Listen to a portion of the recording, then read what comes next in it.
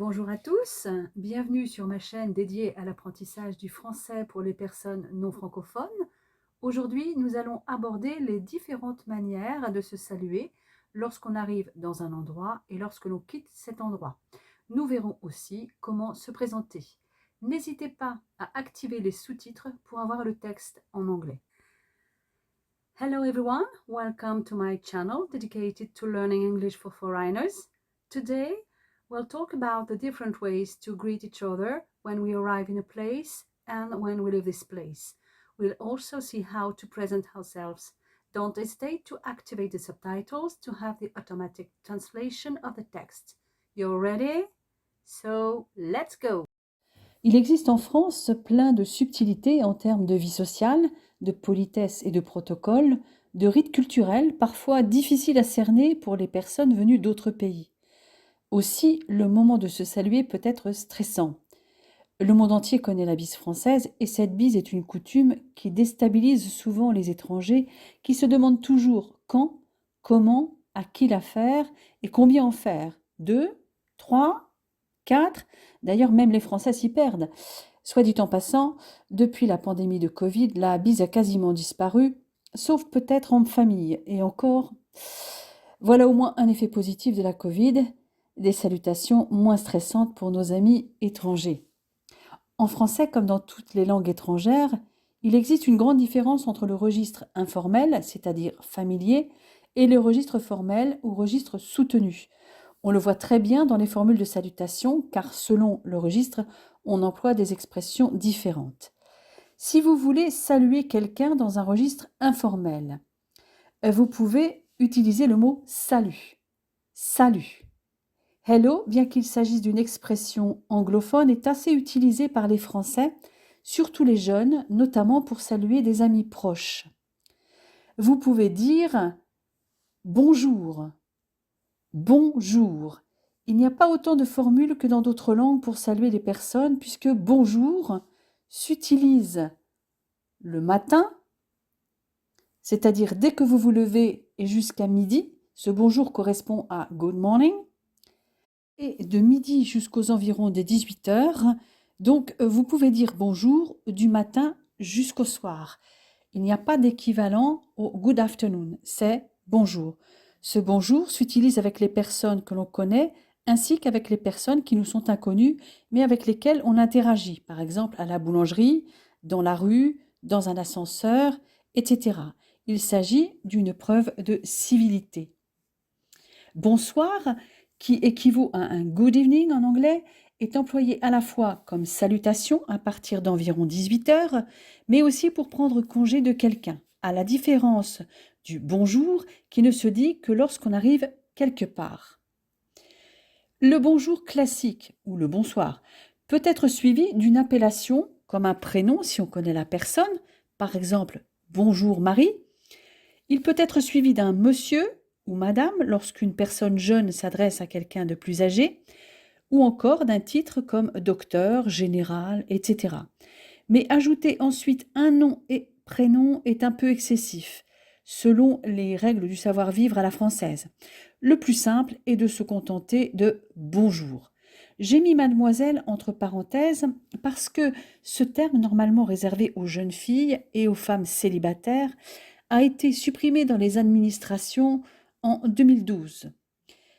Néanmoins, il reste utilisé couramment au quotidien. Donc vous pouvez dire bonjour mademoiselle ou bonsoir mademoiselle. Le bonjour tout le monde ou bonsoir tout le monde, c'est-à-dire l'équivalent de good morning everyone ou good afternoon everyone ou encore good evening everyone, est une formule du registre formel lorsqu'il s'agit d'un orateur qui entame son discours devant une assemblée. Mais attention, uniquement dans ce cas, car lancé à la cantonade quand on arrive quelque part, il est plutôt familier et équivaut à un salut tout le monde, c'est-à-dire hello everyone. Donc, à éviter. Le bonjour ou bonsoir peut également s'effectuer en même temps qu'une poignée de main, le handshake, lors d'une rencontre professionnelle ou dans un contexte formel général. En arrivant au travail le matin, il est fréquent que les Français lancent un bonjour, ça va? Ou un salut machin en se serrant la main. Cette poignée de main utilise généralement la main droite, mais ce n'est pas impératif. Elle doit être par contre solide et franche, car il n'y a rien de plus désagréable pour un Français ou une Française qu'une poignée de main molle. Cette poignée de main doit donc être ferme, mais pas au point de broyer les phalanges de votre interlocuteur. Il ne s'agit pas non plus de secouer sa main dans tous les sens. En fait, il faut trouver le juste milieu. Il vaut mieux aussi avoir la main sèche, car une main moite indique un manque d'assurance ou de la nervosité. Alors, il est important aussi de regarder la personne que l'on salue dans les yeux et de sourire. En faisant cela, vous aurez l'air d'être à l'aise. Un regard fuyant pourrait indiquer que vous avez quelque chose à vous reprocher ou que vous ne vous sentez pas à votre aise. Traditionnellement, c'est la personne la moins élevée dans la hiérarchie des préséances qui tend la main la première, et la personne la plus élevée peut refuser éventuellement de la saluer. Ce qui, quand même, n'est pas très poli, mais ça, c'est mon avis personnel. Et la bise, the kiss dans tout ça, c'est une tradition bien française, mais surtout latine, car nos amis italiens sont également adeptes de la bise. En France, il est très commun de se faire la bise pour se dire bonjour et au revoir. La bise, comme la poignée de main, fait partie depuis longtemps des rituels de politesse. Aujourd'hui, il est très courant de s'embrasser sur les deux joues, même lors d'une première rencontre, mais vous n'êtes pas obligé de le faire. Il s'agit d'un acte chaleureux, parfois trop pour certains qui préfèrent garder leur distance. Je tiens toutefois à signaler que la bise n'est pas véritablement un baiser, il s'agit plus d'effleurer la joue de l'autre. Cette pratique se fait beaucoup entre femmes quand elles sont proches et de plus en plus entre hommes quand ils sont amis proches ou d'une même famille. Toutefois, la Covid a mis un frein à cette pratique. Donc, pratique réservée aux personnes familières, intimes, personnes que l'on connaît bien. Il n'y a pas de règle nationale pour la bise. Selon les régions et les départements, le nombre de bises ainsi que la joue tendue en premier seront différents. Le nombre de bises le plus fréquent est de 2. Il existe néanmoins quelques particularismes régionaux. Par exemple, en Bretagne, dans la région de Brest, la coutume est de ne faire qu'une bise. Comme vous pouvez le voir sur la carte de gauche, dans certains départements, on fait 3 bises. Dans d'autres, moins nombreux, c'est 4, comme en Vendée notamment. En ce qui concerne la joue tendue en premier, on commence en règle générale par la joue droite dans le nord, l'ouest et le centre du pays, tandis que l'on commence bien souvent par la joue gauche dans l'extrême sud-ouest, le sud-est ainsi que l'extrême est du pays. Il est à noter que l'on commence également par la joue gauche dans l'ancienne Haute-Normandie, ma région, spécificité très locale. Je ne sais pas pourquoi. J'avoue n'avoir jamais fait attention à cette particularité aux Normandes, mais en y réfléchissant bien, c'est vrai que je tends la joue gauche. Je ne suis pas normande depuis plus de 11 générations pour rien. Alors, un petit mot tout de même sur l'art du baise-main qui remonte au Moyen-Âge et se pratique d'homme à femme. Le baise-main, c'est chic. Du moins, c'était chic, car désormais c'est clairement démodé ou désuet. Néanmoins, le baise-main peut encore être une marque de respect que l'on pratique dans certaines circonstances formelles pour saluer une femme. Mesdames, c'est toujours à vous de tendre la main en premier face à un homme, et un vrai gentleman attendra votre signe. Et si vous êtes assise, ne vous levez pas.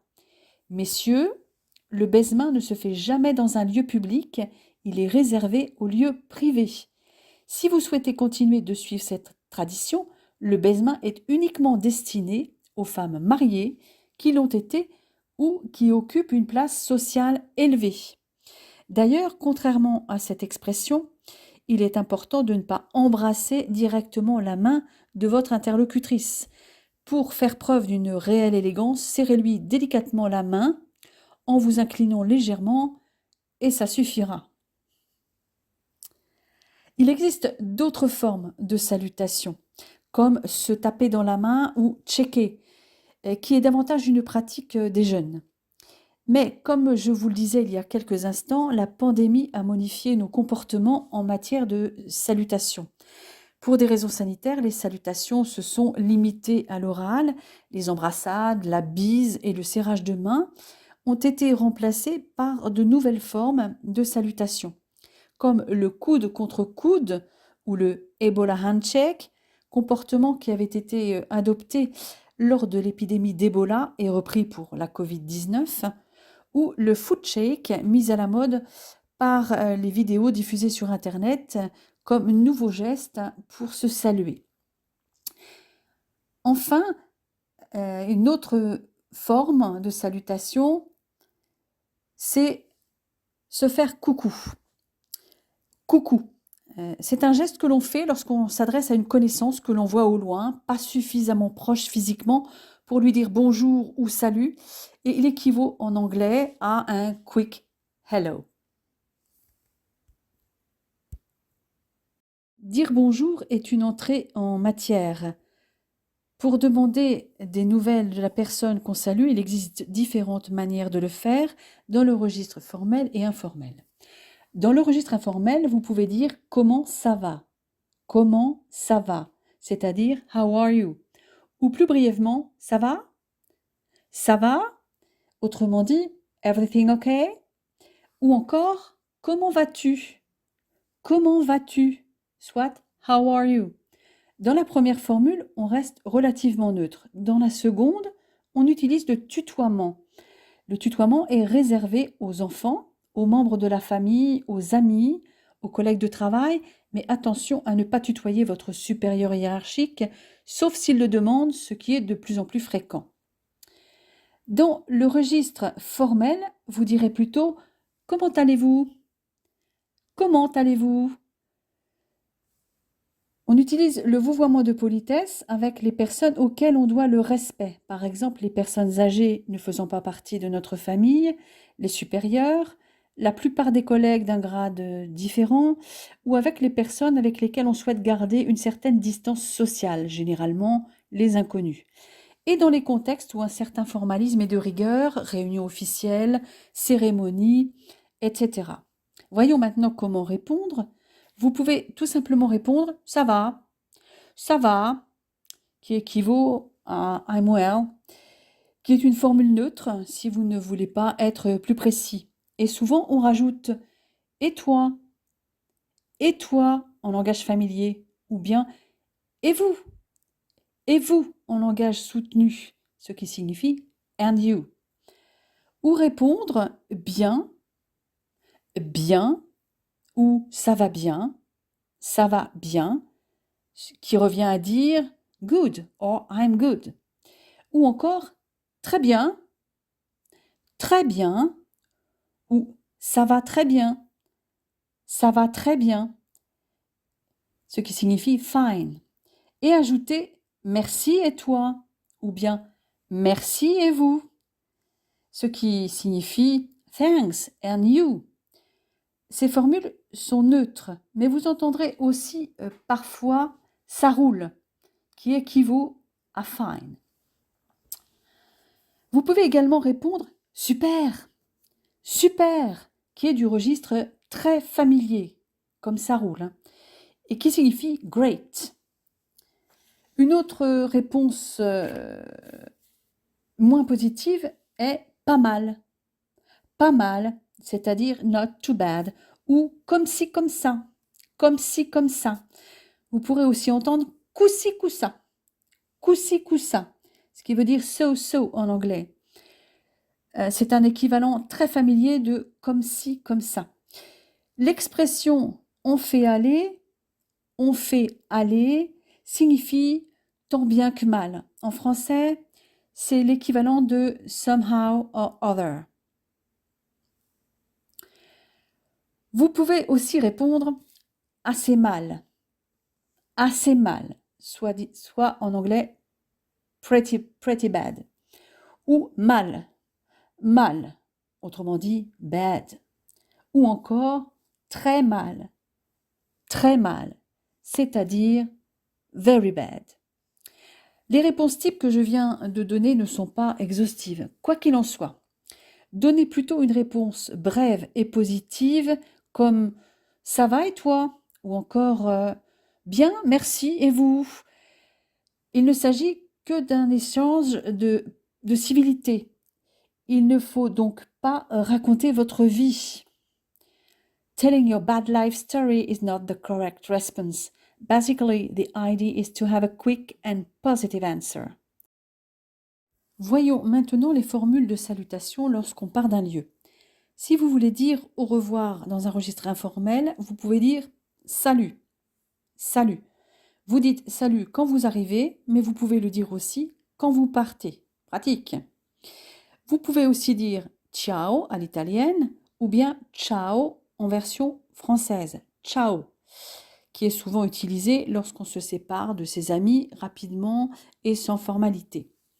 Bye ou bye bye est un anglicisme que nous reprenons facilement pour dire au revoir à des proches. En se quittant, il n'est pas rare qu'on se serre la main ou qu'on se fasse la bise une nouvelle fois. C'est un rituel d'ouverture et de fermeture d'une rencontre, un geste qui traduit l'acte de se saluer et de se quitter.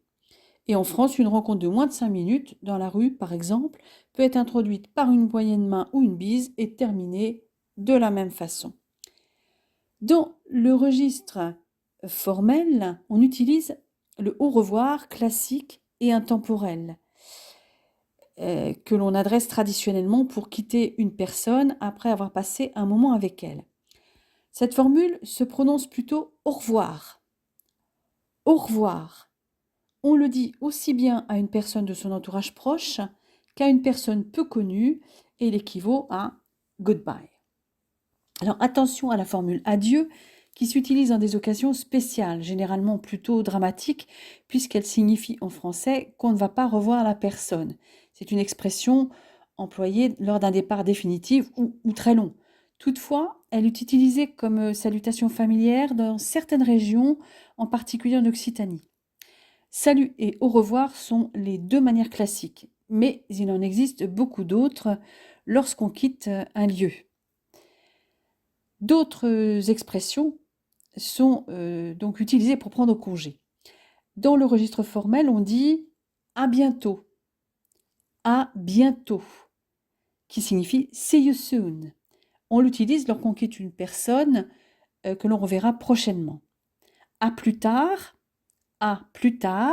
qui signifie see you later, est prononcé à l'issue d'un dialogue, d'une rencontre, d'un rendez-vous et induit que l'on se reverra dans un délai imprécis.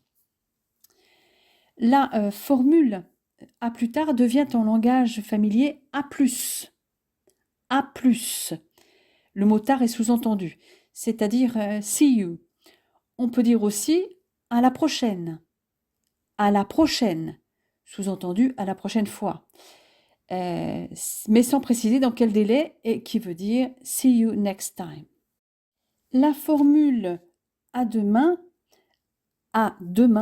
est du registre formel, équivalent à see you tomorrow, pour signifier qu'on se revoit le lendemain.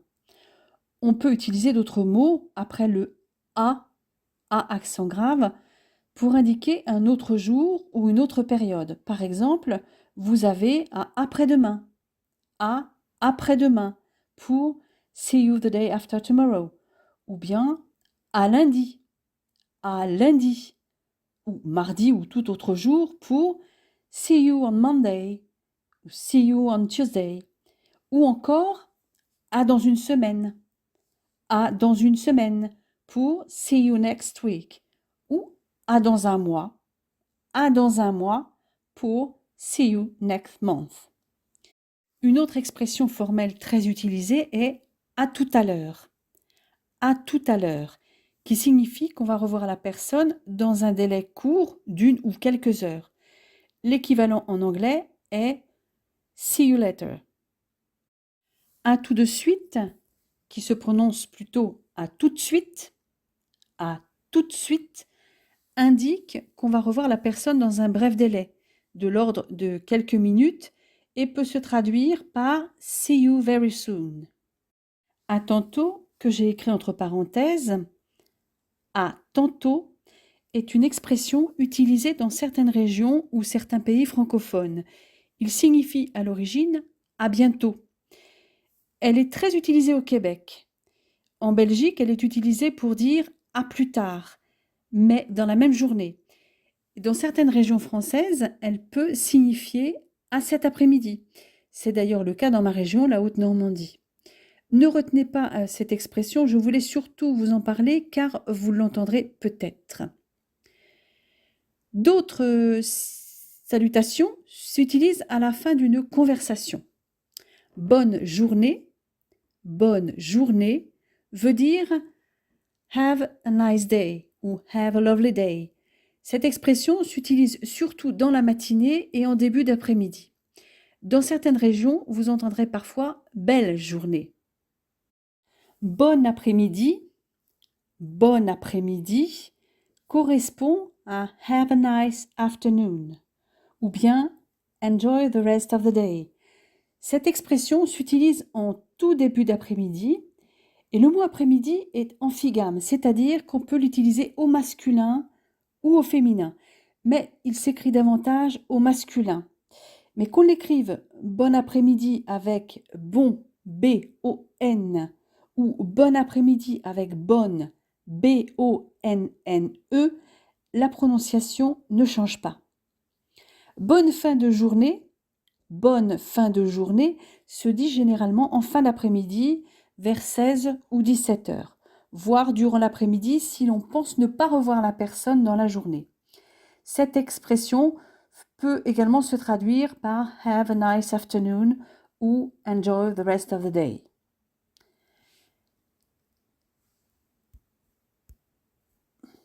L'expression bonne soirée se dit en fin de journée, après 18 heures environ, et équivaut à good evening ou bien have a nice evening. Bonne soirée sous-entend passer une bonne soirée si l'on quitte quelqu'un ou que ce dernier s'en va. Alors attention, bonne nuit, qui se prononce généralement bonne nuit,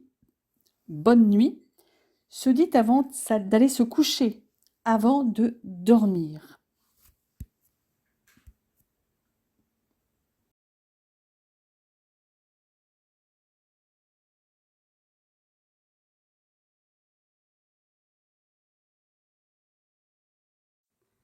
Cette vidéo est maintenant terminée, j'espère qu'elle vous a plu et surtout qu'elle vous sera utile.